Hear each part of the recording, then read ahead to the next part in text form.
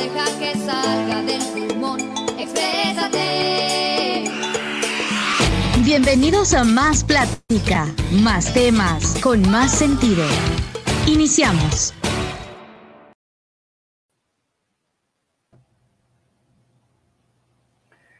Hola, hola, Gustavo Maldonado. Buenas tardes a todos, buenas tardes a todas. Hoy nuestro programa es bastante interesante. Mi nombre es Brenda Lara Marcus, para quien no me conoce, y por eso tenemos aquí al abogado Gustavo Maldonado. El tema de hoy es ¿por quién votamos cuando votamos? La importancia del poder legislativo. Gustavo es un abogado, es cineasta, también estudió filosofía, es un poco así como nómada, pero por eso mismo tiene pues mucho conocimiento, es más una visión más general, y ahora ha estado acompañando a una bancada dentro del legislativo.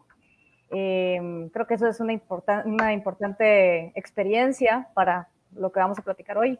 ¿Cómo estás, Gustavo? Hola, gracias. Aquí pues bien, agradeciendo la invitación al programa y esperando poder aportar algo de la experiencia adquirida, tanto en el legislativo como en general, ¿verdad?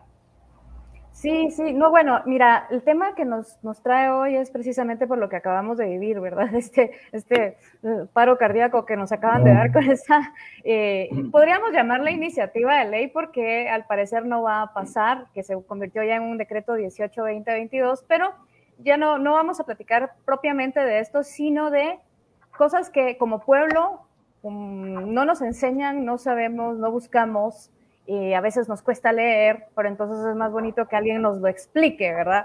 Un proceso de ley, un proceso de cómo el país se legisla y todo lo que adentro ocurre, ¿verdad? Sobre todo la importancia del poder legislativo en el momento en que decidimos votar, que nadie nos menciona y nadie nos dice, mire, en realidad por quien estamos votando no es solamente por una cara, no es por un presidente, ¿verdad?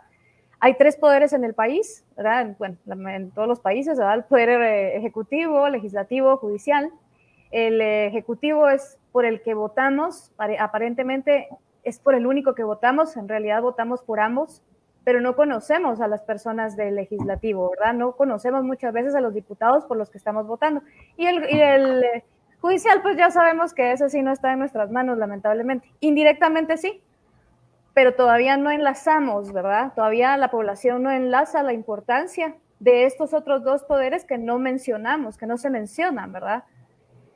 Entonces, al estar tú en una bancada, pues es minoritaria, es de oposición, ¿verdad?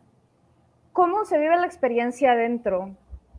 Es decir, con estas máquinas que vimos que aprobaron una ley ridícula. Bueno, antes que nada, sí es importante, me parece importante esta introducción en el sentido de que el sistema en Guatemala, el sistema político es presidencialista, ¿verdad? O sea, existe un presidente, una figura hegemónica que proviene, a mi criterio, de la tradición de los monarcas, ¿verdad? De los reyes. Entonces, cuando se da la separación de los poderes en la modernidad europea, ¿verdad? Porque tenemos que tener claro que también estos sistemas son propios, son esquemas traídos desde Europa, ¿verdad? Implantados en estos continentes, sin mucha pertinencia con la realidad, muchas veces, con las realidades y las necesidades de estos territorios, mucho menos con las formas de organizar de los pueblos originarios de estos territorios. Y de tal cuenta, pues se suele relacionar el poder y el gobierno con una sola figura. O sea, es una visión individualista, si lo queremos ver de esa manera. Y de tal cuenta lo que se promociona es precisamente esa figura. Cuando los poderes, como ya dijimos, son 3, están divididos en 3 poderes, y a mi criterio el poder o el organismo con mayor poder es el organismo legislativo. ¿Por qué? Porque el organismo legislativo no solo legisla, sino que también se convierte en un control político, ¿verdad?, a la hora de aprobar leyes impulsadas, por ejemplo, por el Ejecutivo, a la hora de elegir magistrados y magistradas del organismo judicial, a la hora de nombrar un representante para la Corte de Constitucionalidad, a la hora de elegir, proponer una terna del listado de candidatos a fiscal general, etcétera, ¿verdad? A la hora de elegir los interpelar ministros. Claro, el juicio político, que es ¿verdad? Las interpelaciones en los juicios políticos, que son una forma de control político a la hora, sobre todo, de aprobar un presupuesto, ¿verdad? Esa es, digamos, la figura, la del juicio político y la del aprobar el presupuesto son las dos figuras fundamentales de la función de control político que ejerce el Congreso.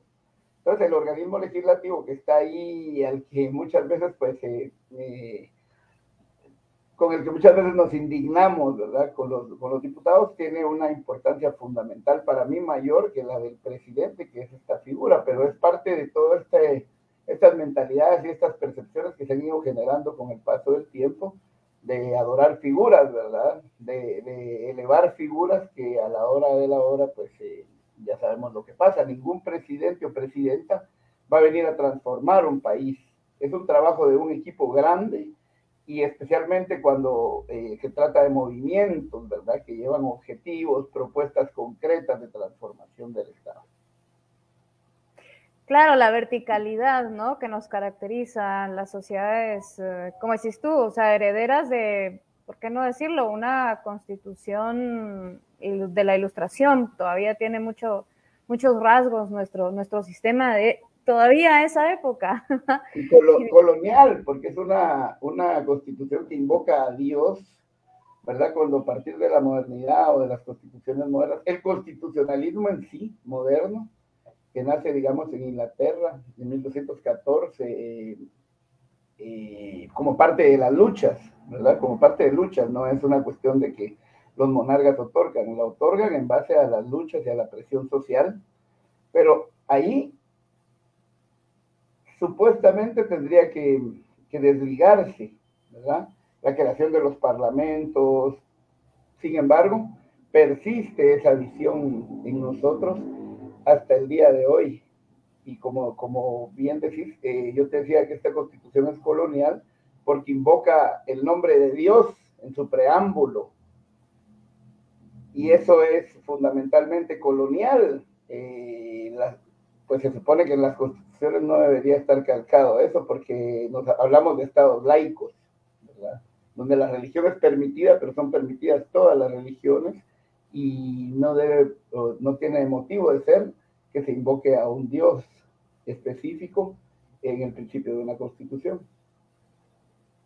Claro, que es parte de lo que es el desastre que estamos viviendo, dando paso a un fundamentalismo que pretende legislar el país, no solo religioso, sino fundamentalista. Es terrible. Pero digamos que ahí es donde viene la idea de platicar sobre este juego de poderes, ¿verdad? La importancia de que haya un poder legislativo equilibrado, ¿verdad? Algo que no hemos entendido, y por lo mismo seguimos sufriendo este tipo de legislación radical, y que es aprobada por mayoría, por supuesto, y que nuestra oposición es demasiado débil y dividida, ¿verdad? Y esa es al estar adentro de la bancada.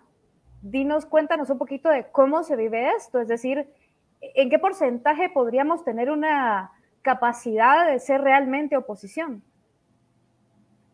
Bueno, la oposición, digamos que las funciones principales de un legislador, de una legisladora, de una diputada, digamos en el caso ahora de la diputada representante de los pueblos, Vicenta Jerónimo, que es la diputada del Movimiento para la Liberación de los Pueblos, que es la bancada para la cual yo aporto, a la cual yo me encuentro al servicio de, ¿verdad?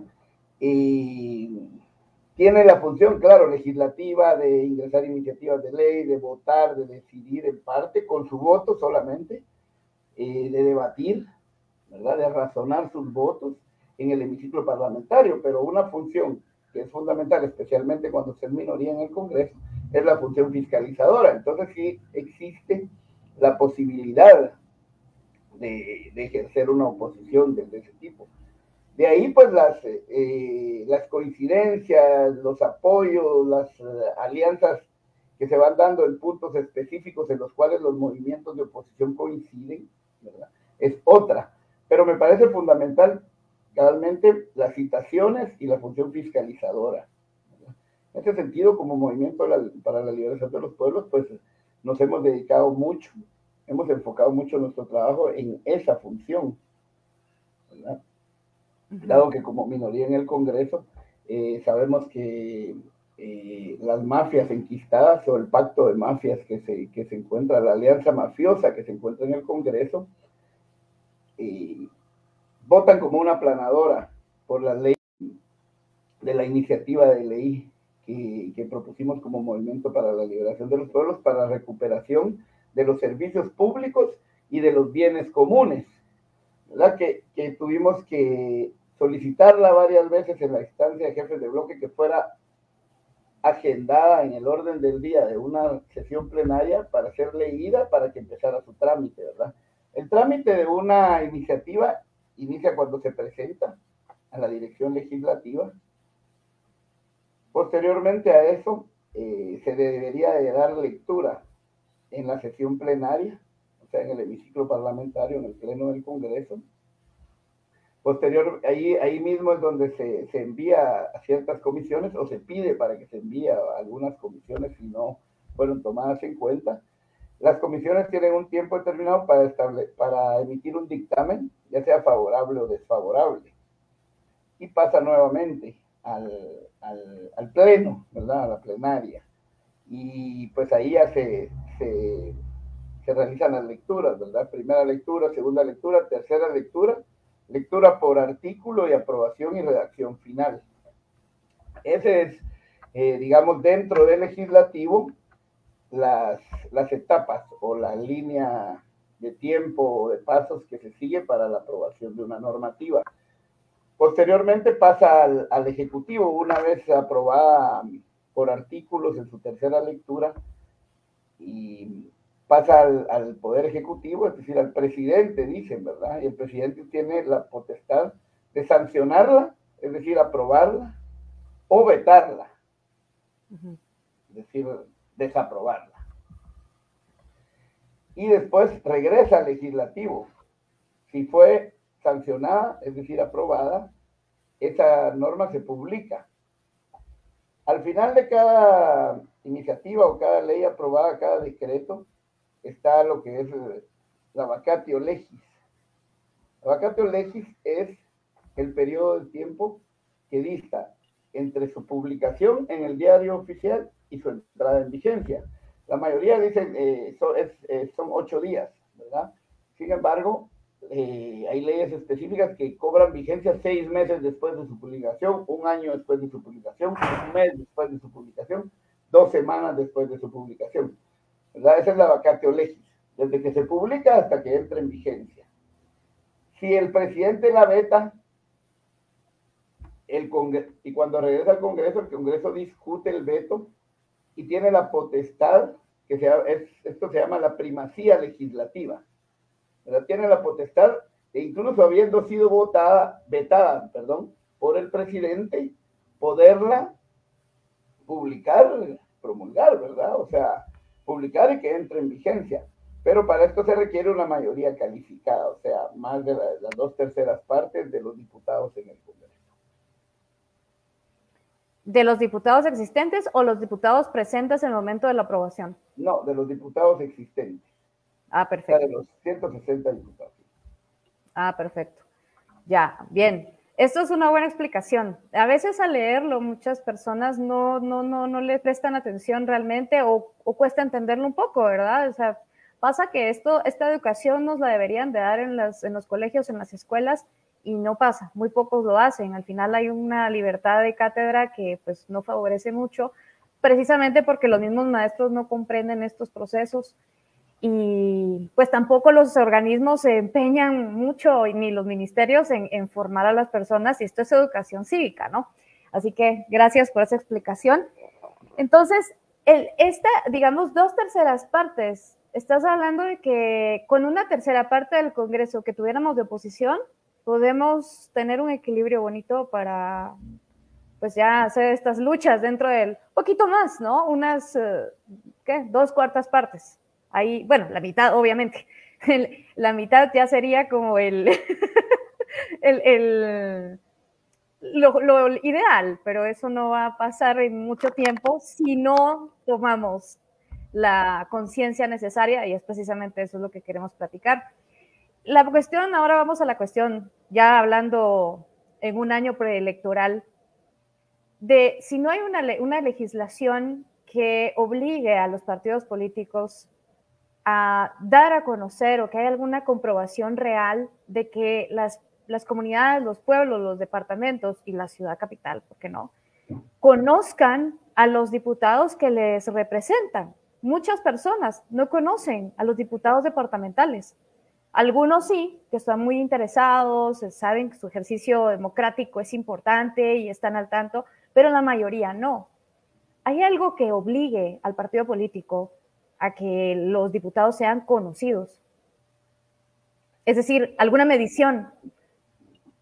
Realmente no hay ninguna obligación de ello, ¿verdad? La ley electoral pues establece, deja libres muchos espacios que podrían ser legislados, y bueno, recordemos que la ley electoral y de partidos políticos es el primer decreto, ¿verdad? Es una ley de orden constitucional, de jerarquía constitucional, y es el primer decreto que se emite después de la Constitución del año 85, ¿verdad?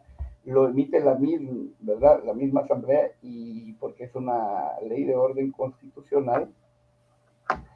Y recordemos que quienes emitieron, quienes diseñaron este Estado, quienes redactaron esa Constitución, siempre han sido operadores de los grandes poderes y de las mafias, del poder económico, empresarial, estas mafias políticas que se instalaron en el Estado, digamos, después de esta transición a la democracia, que, bueno, sabemos que no ha sido tal, pero después de las dictaduras militares, ¿verdad? Entonces estos operadores, que muchos de ellos, incluso hay algunos de ellos que están en el Congreso, son estos dinosaurios que andan por ahí, pero que han diseñado las políticas en los últimos años las más conservadoras, ¿verdad? Dado el cierre de toda la institucionalidad de la paz, que ahí tuvieron que ver algunos diputados de esos que llamaría yo dinosaurios, ¿verdad?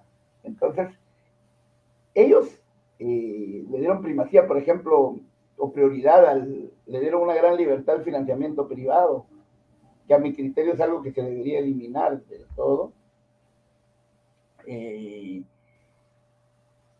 Hay todo un esquema diseñado en la ley electoral, ¿verdad?, para el caciquismo, para que los partidos tengan propietarios, ¿verdad?, para que las mafias puedan financiar campañas, las mafias empresariales, hoy en día se CACIF, ¿verdad?, y los grandes empresariados de los dueños de los monopolios, puedan financiar campañas y después cobrar los favores políticos con los negocios del Estado, ¿verdad?, que se les otorguen los negocios del Estado, y esa ha sido la historia de los últimos 37 años, desde el 85, y no digamos para la era atrás, democrática.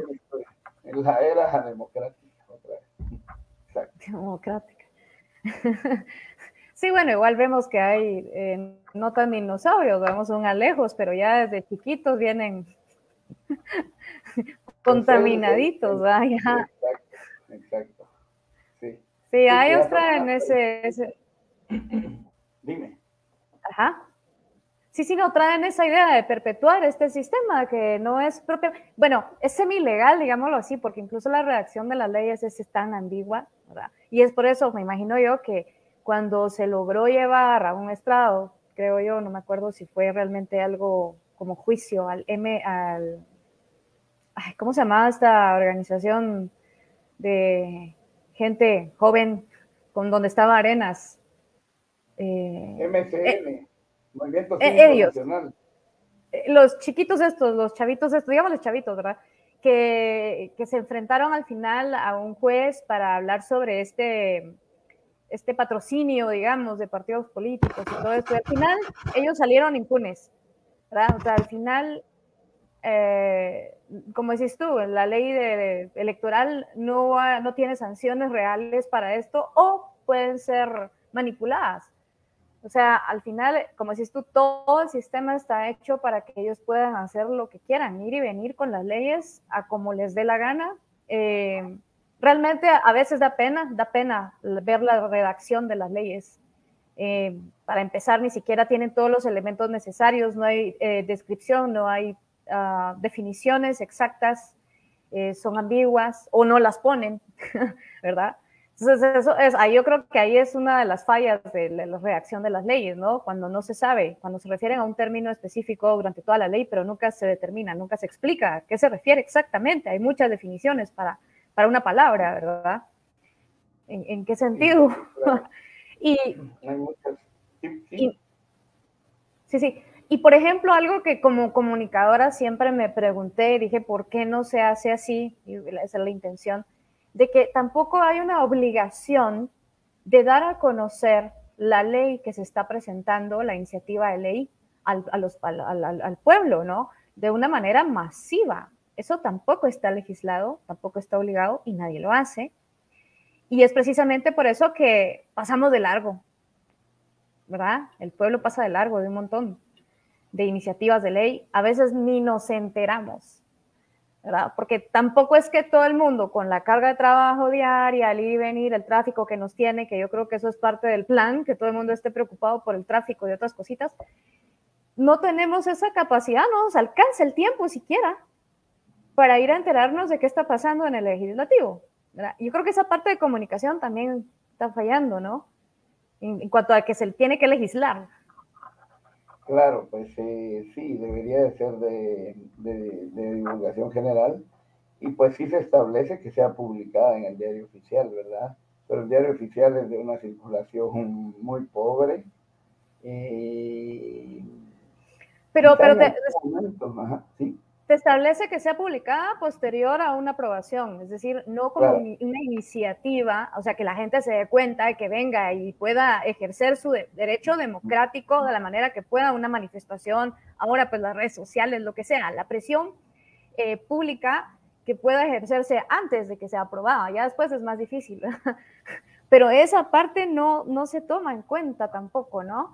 Y es ahí donde a la gente, a las personas no les da, no encuentran la importancia del organismo legislativo, ¿no? Ya cuando se dan cuenta o llegan a hacer un trámite, mire, pero es que la ley ahora dice tal cosa, ay, en serio, ni en cuenta, ¿va? Hay cosas que, como no son trámites diarios, no son cosas que nos pasen cotidianamente, entonces no nos enteramos, ¿no? Sí, y como digo, y cuando se publica ya la ley aprobada, o sea, de la forma en que fue aprobada, pues se publica en el diario oficial y eso no tiene mayor circulación y las personas no están enteradas. Debería haber todo un sistema de información pública, por ejemplo, ¿verdad? Que de hecho, pues ahí está la radio, está el diario Centroamérica, pues por ahí hay cosas que podrían utilizarse por eso, las radios, ¿verdad? Porque también está la Faro, y etcétera. Sin embargo, pues eso sabemos que no funciona y que hay algo de conveniencia, como bien decías, en ello, ¿verdad? Para las mafias enquistadas en el poder. Sí, realmente, en parte, bueno, yo siempre he pensado que, bueno, todo tiene una relación. Los periodistas de hoy tampoco se interesan en eso. Ellos mismos no le dan la importancia necesaria. Estar, digamos, con una fuente asignada, en este caso el legislativo, o el mismo editor de una prensa o de un noticiero en la radio o en la televisión, le resta importancia y quita la noticia, alguna propuesta sobre una iniciativa de ley que dicen, no, eso no es iniciativa de ley, vamos con coyuntura, ¿no? Algo como que más escandaloso, ¿no? Lo que vende, lo que siempre hemos dicho, la manipulación, la llevadera de los temas.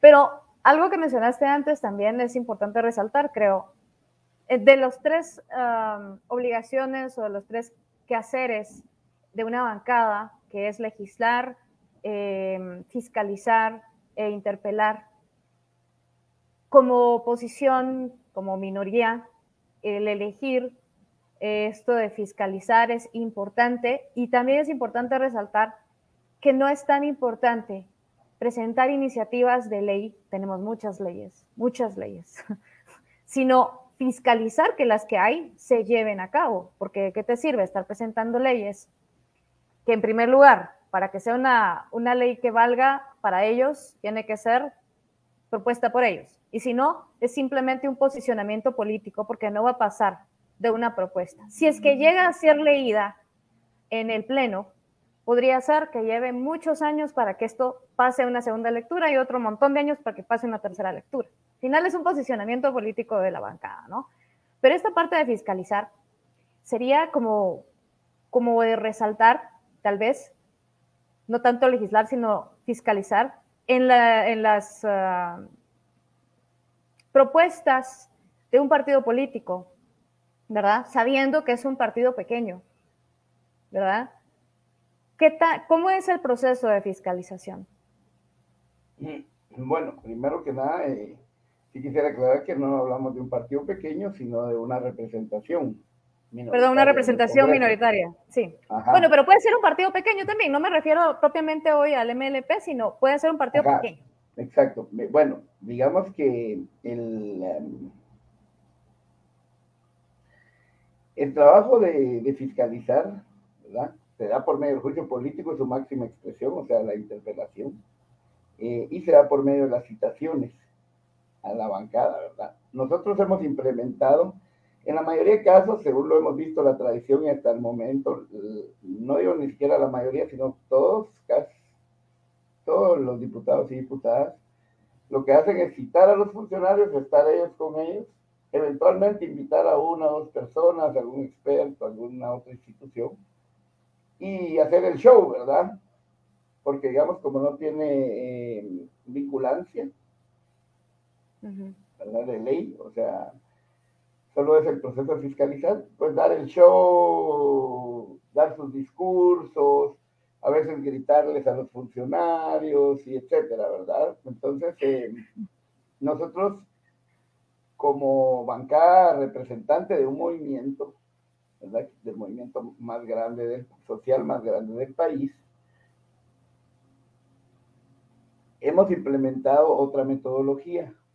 Nuestra metodología consiste en las giras, digamos, las necesidades del movimiento y de las comunidades en el país, irlas recogiendo en las giras y por medio de las personas también que están en los territorios del país, ir recogiendo esas necesidades y esas exigencias, ¿verdad?, esas problemáticas para poder citar, pero con la presencia de las comunidades. Entonces ya no se trata de un show de una diputada, ¿verdad?, o de una bancada, sino que se trata de que las comunidades, de un papel mediador entre las comunidades y sus necesidades sentidas, sus problemáticas, y los funcionarios que deberían de dar resolución y respuesta a esas problemáticas. Entonces, hemos venido implementando en los últimos años, o sea, en estos años, esa metodología que nos parece más adecuada a la realidad de este país y también al movimiento y a la lógica de los movimientos del cual nosotros provenimos. Claro, es la forma de trabajo propiamente del MLP, claro. Sí, como decís, esos shows al final son a veces lo que llama la atención de los medios. Sin embargo, cuando llega al lector o al radioescucha o al televidente, igual es súper tergiversado. Empiezan con un titular alarmista o un titular que a veces ni tiene nada que ver con la nota. Esta cuestión de la poca atención, en la que te dan toda una información en 3 párrafos de 4 líneas cada uno, es ridícula realmente. O sea, el legislativo pierde poder cada vez más también en manos de los medios de comunicación, que se supone que tienen una función social, en este caso una función política, ¿verdad? Es el cuarto poder, podríamos decirlo, así se le catalogó en un tiempo, y que también pienso que desde el legislativo también se debería presionar un poco, aunque no sea oficial que sea un cuarto poder, lo es, ¿verdad? Tal vez pensar en legislar un poco más en favor de la comunicación para que llegue al pueblo el trabajo que se realiza, ya sea bueno o malo, porque también un periodista podría ser capaz de juzgar justamente eso. Bueno, esta es una interpelación, pero es un show, ¿a dónde va a llegar? ¿Verdad? pero todo ese movimiento no se da. Es triste y por eso regreso al punto. Se resta importancia al voto para el legislativo, ¿verdad? Es decir, no se toma ni en cuenta que al momento que vas a una urna, estás votando también por esos diputados y que obviamente no se te presenta una cartilla o una boleta con las caras y los nombres de los diputados que te van a representar. Ni idea. La gente no sabe cuándo llega a la urna, ¿verdad? Digamos que en una democracia representativa, ¿verdad? Ese es el tipo de elección, pero especialmente en estos países, ¿verdad? En estos países no interesa que se conozca a las personas que van, ¿verdad? Porque realmente la mayoría son de relleno y van a ir a votar por lo que les ordenen, no diputados con criterio o diputadas con criterio, sino personas que van bajo una línea, un esquema ya mafioso, digámoslo de esa manera, es la manera en que me gusta llamarlo, porque es lo que realmente es. Y van a ir a votar en favor de esto para recibir incluso pues pagos en efectivo, pues en esos casos hay muchos ya registrados y hay algunos en procesos judiciales, ¿verdad? Entonces, pues no se interesa. Yo me recuerdo que cuando una de las veces que fui a Cuba, casualmente había una elección y en los repartos, es decir, en las colonias, en el barrio, en los edificios, o en las paredes estaban pegadas los candidatos y explicaba quiénes eran por sus fotos y esto, y es el de aquí de la esquina y el de allá, que ya sabes quién es, y es esto ha hecho, y es esto, ¿verdad? Entonces ahí es de una democracia diferente, ¿verdad? Otro tipo de democracia, por más que quieran tachar de dictadura, etcétera, pero pues, y que tendrá pues sus ventajas y sus desventajas en el sistema, pero es mucho más claro en ese sentido.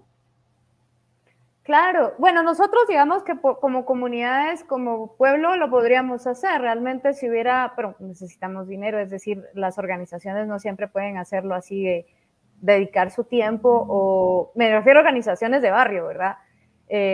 No estoy hablando de una organización ya reconocida, sino, por ejemplo, que hubiese una organización de barrio justamente electoral y que se diera la tarea de dar a conocer en la comunidad, en el barrio, quién le va a representar. Eso es un trabajo de pueblo, ¿verdad? Que si no entendemos la importancia de la legislación, menos vamos a todavía tomar la importancia de dar a conocer a estas personas que nos legislan, ¿verdad? Pero sí podría ser algo, un proceso que tampoco está prohibido en la ley, tanto no está legislado que se tenga que hacer como que no se puede hacer, ¿verdad? Entonces, exacto, sería como bien importante pensar en eso. Tal vez en este año podamos ir dándonos cuenta de que debemos hacer cambios como pueblos si queremos evitar estos relajos por los que no tendríamos que pasar si tuviéramos toda esta información a la mano o si nosotros mismos nos la proporcionamos unos a otros, ¿no? Y ahí, ahora voy a la siguiente pregunta. Es bien importante esta cuestión organización civil, ¿verdad? Sin embargo, anteriormente, creo que en 2015 se mencionaba que pudiese haber una reforma a la ley electoral donde se pudiera votar por una persona, aunque no tuviera un partido político, pero se pudiera votar por una persona. Yo, por ejemplo, le veo dos lados. Uno, que no es una persona por la que se votaría, es contradictorio, ¿no? Sino por un grupo de gente, un partido político que supuestamente tiene directrices, tiene intenciones. Vimos que esto no funciona.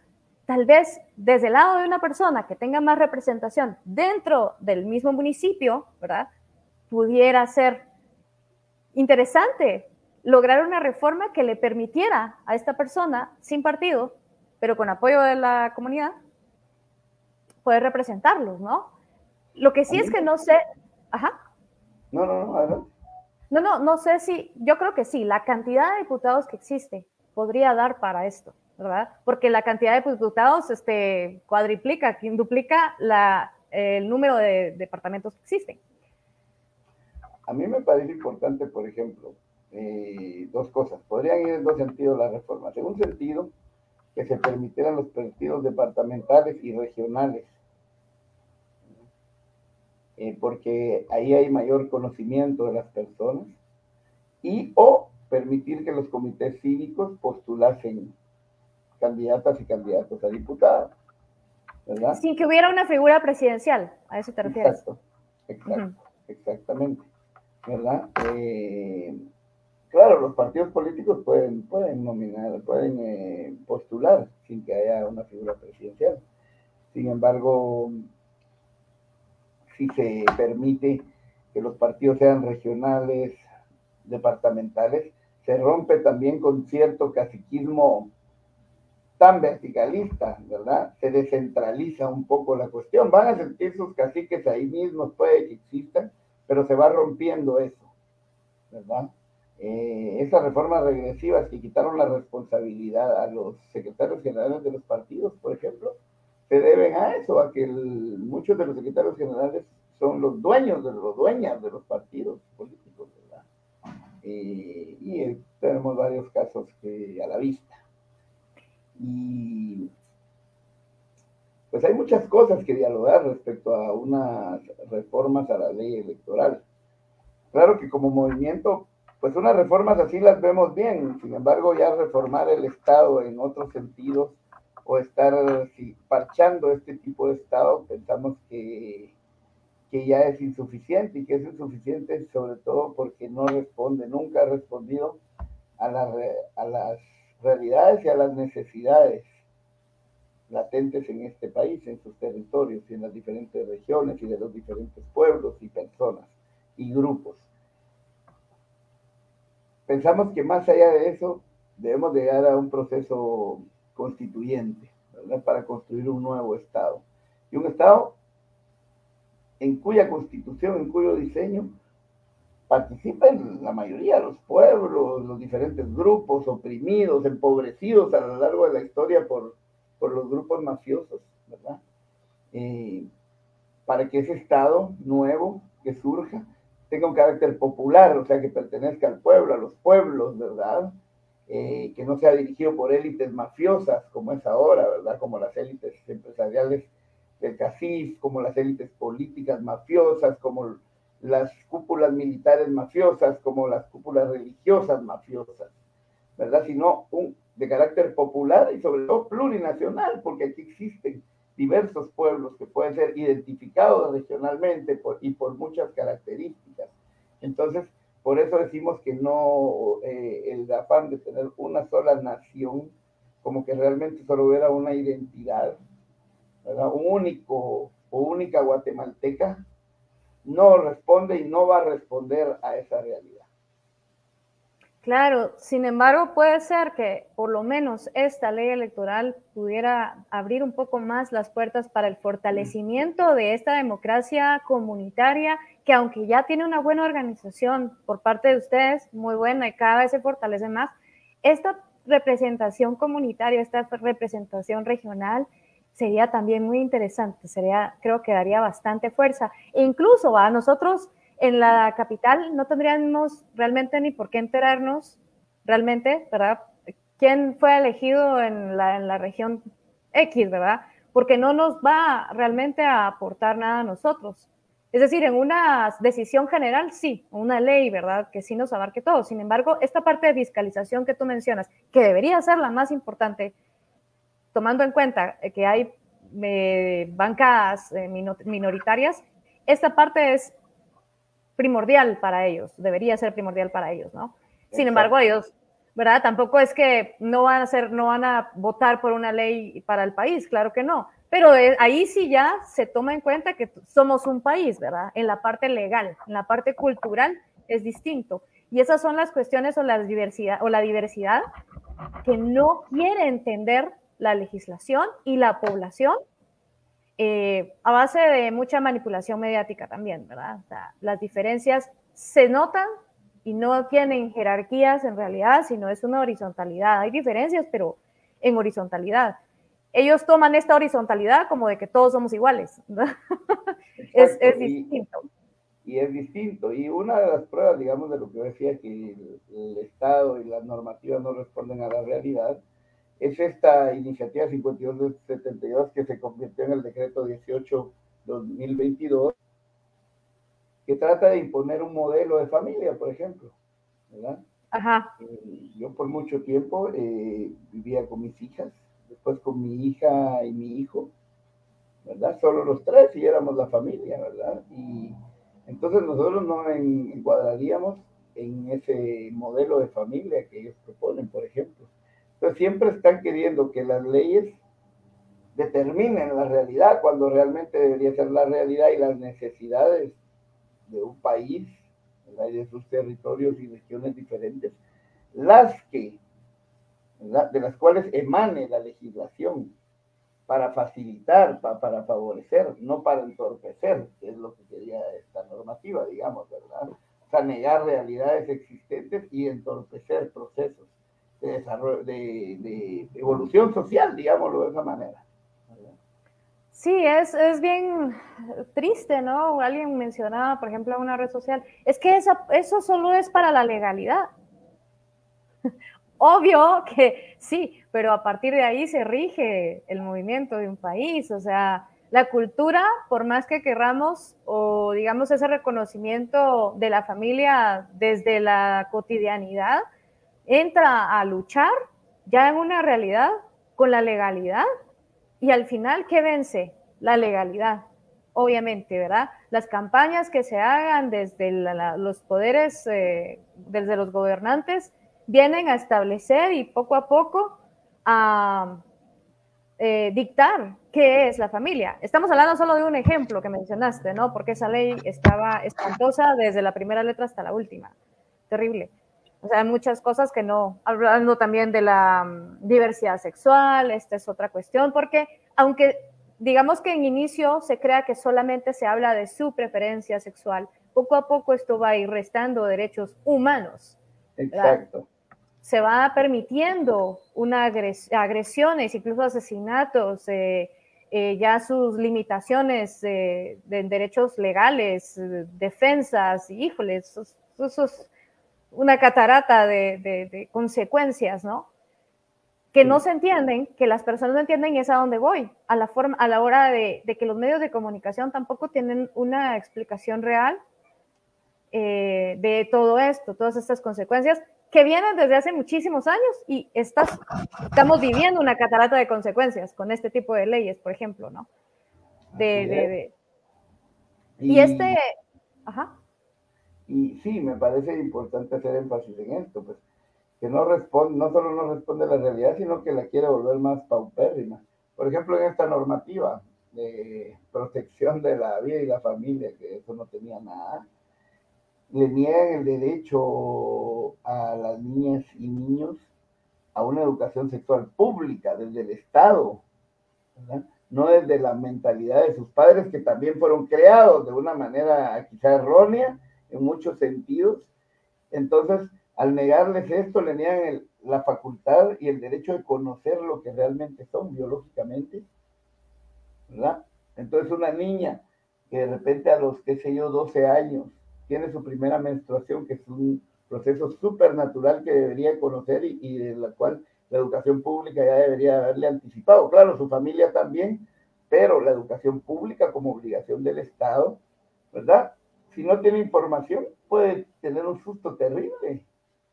Que de repente está sangrando y nunca se enteró por qué, ¿verdad? O de repente hay gente, o sea, resultan los embarazos adolescentes, ¿verdad? En algunos casos, no me estoy refiriendo a abusos y eso, ¿verdad? Pues bueno, pero te digo, entre adolescentes que no saben que así se procrea o qué sé yo, hay casos extremos en ese sentido.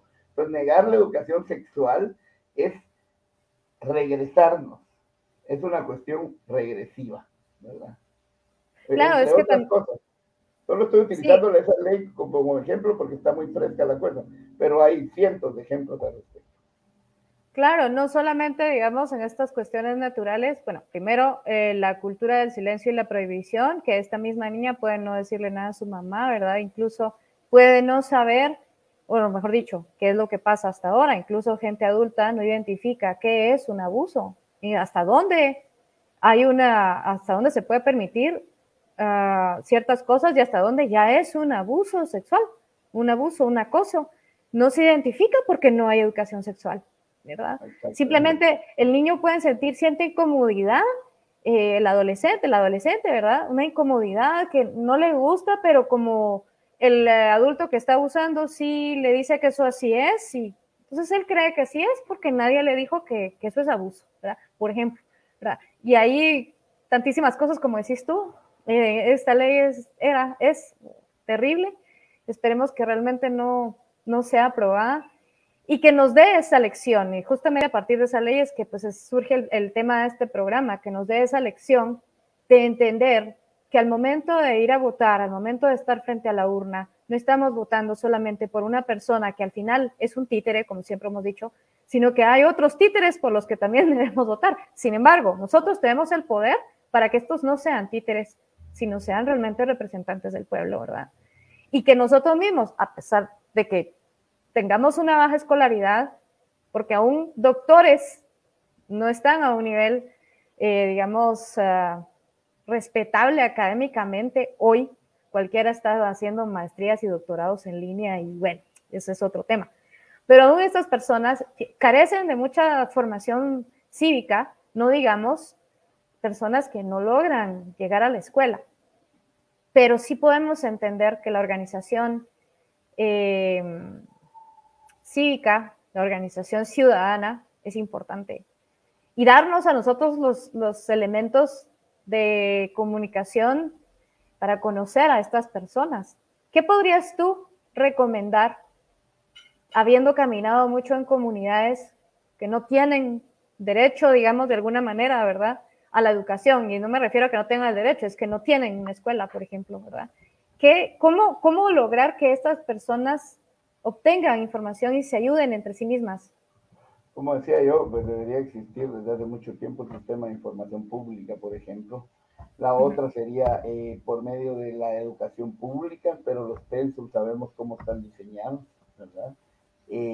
Otra cuestión que es fundamental y es parte de la propuesta del Movimiento para la Liberación de los Pueblos con el Estado Plurinacional, la propuesta de Codeca, que es el movimiento al que nosotros nos debemos, ¿verdad? Su instrumento político es el MLP. La propuesta contempla la regionalización, ¿verdad? Las autonomías regionales de los pueblos. Y eso es una cuestión fundamental, porque teniendo una autonomía regional fortalecida dentro de un Estado plurinacional, ahí circula mejor la información es más pertinente, tiene pertinencia cultural, está más involucrada en la realidad, responde más a esas realidades y a las necesidades de cada específica región y lugar, ¿verdad? Y localidad y comunidad. Entonces es más fácil desde una región llegar a las comunidades que desde este territorio, que las comunidades son como los últimos, digamos, las puntas del nervio hasta allá y que muchas veces, la mayoría, no llega ni la información, ni la educación, ni existe el Estado en esas comunidades. Exacto. Sí, estos temas me gustaría tocarlos un poco más a profundidad más adelante, ya cuando estemos en un proceso electoral propiamente y ya conocer bien las propuestas del MLP, así como algunos otros partidos, justamente para darle peso y un poco más de acercamiento a las personas que puedan ver este programa, que por el momento no son muchas, pero igual esto va quedando archivado, ¿no? Y poder ayudar en este sentido justamente a incentivar, a buscar la información y como también una obligación ciudadana, ¿no? Y que también hayamos nosotros mismos, así que el pueblo, ¿verdad? Tenemos ahora una herramienta que es las redes sociales.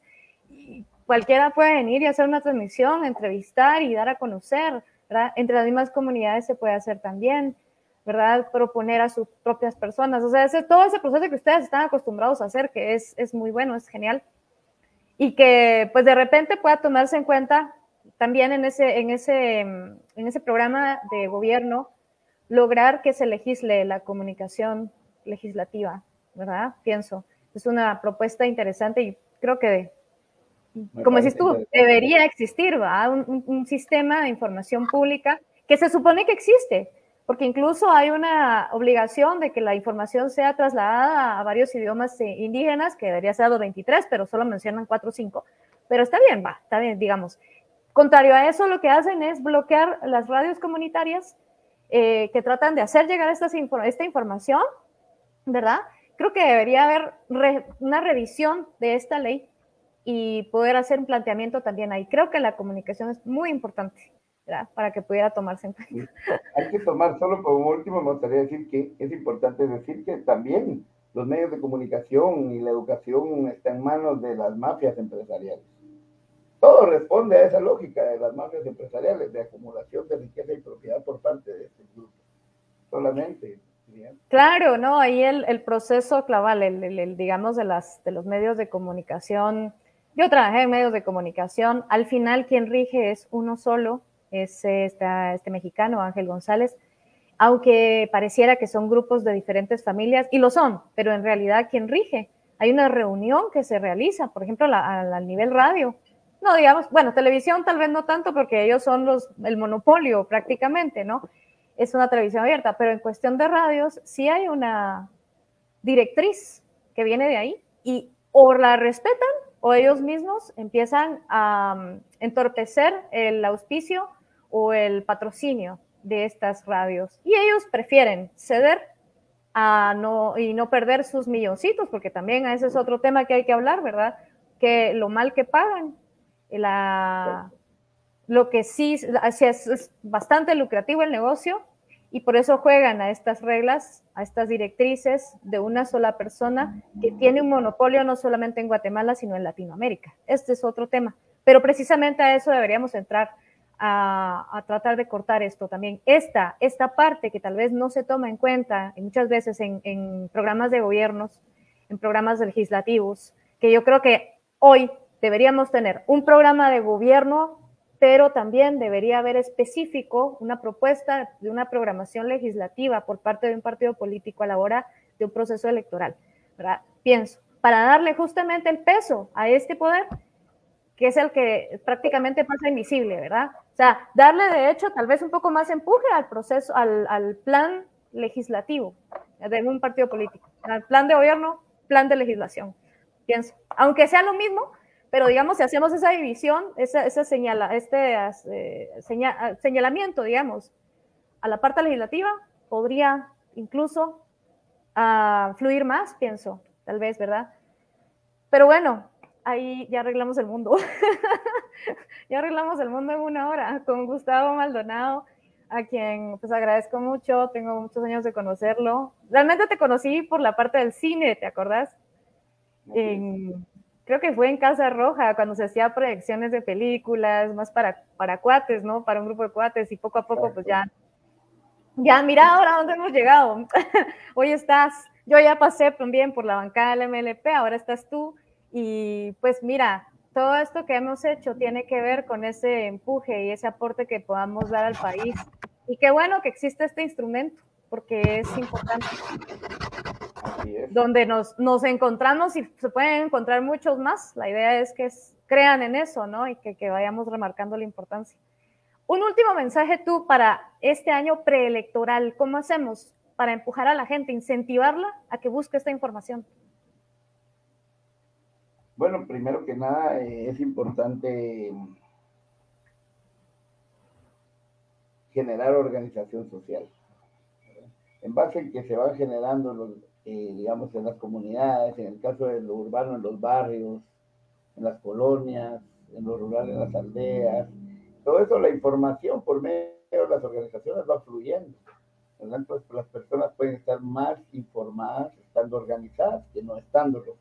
¿Verdad? Eso me parece fundamental. ¿Para qué la organización? Porque, como decía, el Estado que tenemos, este Estado, no da para más y está demostrado y volvemos a verlo y volvemos a verlo y volvemos a verlo. Como se tiene esa idea de que un presidente, pues una persona puede venir a cambiar las cosas, pues se vuelve a incurrir en eso, ¿verdad? Pero no es eso. Tienen que ser movimientos sociales amplios, ¿verdad? Que puedan tomar las instituciones del poder y legislar y trabajar en beneficio de la población, ¿verdad?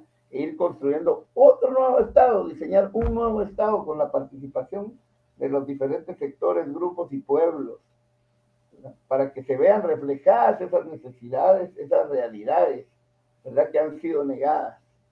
Entonces es importante la organización, por eso decía, hasta para informarnos, para acceder a esa información, es importante acercarnos a las personas organizadas, organizarnos para tener un flujo constante de información y de esa cuenta no solo emitir un voto más razonado, ¿verdad? Que pueda fortalecer, por ejemplo, a grupos de oposición en el legislativo, generar bancadas fuertes, sino impulsar otro tipo de procesos, una vez también se hayan alcanzado posiciones.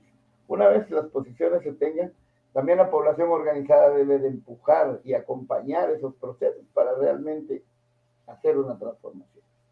Y ese sería el mensaje, y agradezco mucho, Brenda, por la invitación, y estamos a la orden siempre, tanto en la bancada como en lo personal, para poder aportar. Gracias a ti. Sí, seguro más adelante de repente invitamos a la diputada Vicenta Jerónimo, ya para que nos acerque un poco más que hablemos propiamente del movimiento. ¿Verdad? Gracias a ti y gracias también a la organización política que pues te dio también paso a poder aportarnos hoy aquí en Más Plática. Un saludo a todos, un abrazote, te quiero mucho y gracias. Brenda. A ti, bye.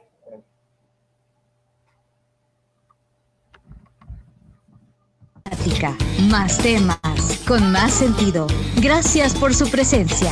Véanos el próximo sábado a las 4 de la tarde por esta misma página.